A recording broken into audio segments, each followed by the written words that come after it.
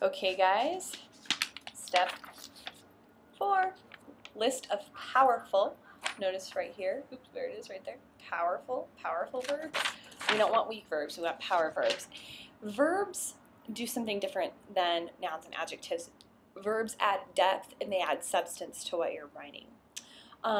Something can be pretty and beautiful, and those are nice adjectives, but if you start to add words of substance where actions are taking place, then you can start to really get a feeling for something. And powerful verbs aren't, simple, basic verbs. So, and sometimes they're harder to come up with. So, what I recommend is that you start with the verbs any verbs that you think might associate with your idea. If you're thinking of the Black experience, if you're thinking of lynchings, if you're thinking of these things, come up with verbs.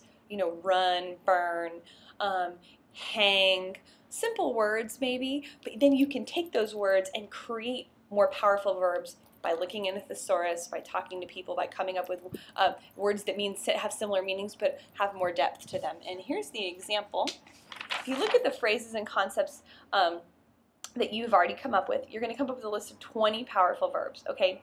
Now these are going to accompany and be used in your poem, all right?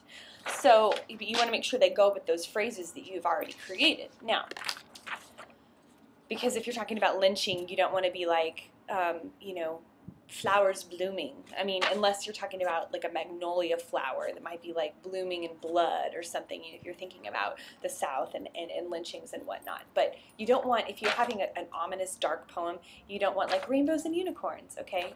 You get the idea. All right, so you've got words and phrases, and then you're going to, these words and phrases here, we've got fire, fear, swamp, pride, hope, okay, because I'm thinking of the South, I'm thinking of the Great Migration North, the Harlem Renaissance. So some of the verbs I came up with are run, and I turned that into flee. You got a more powerful verb, the idea of fleeing something, of escape, okay, escaping.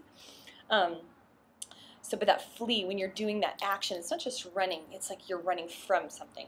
Okay, burn, to smolder, the idea that something's like slowly starting to catch on fire is a lot different than, oh, it burned.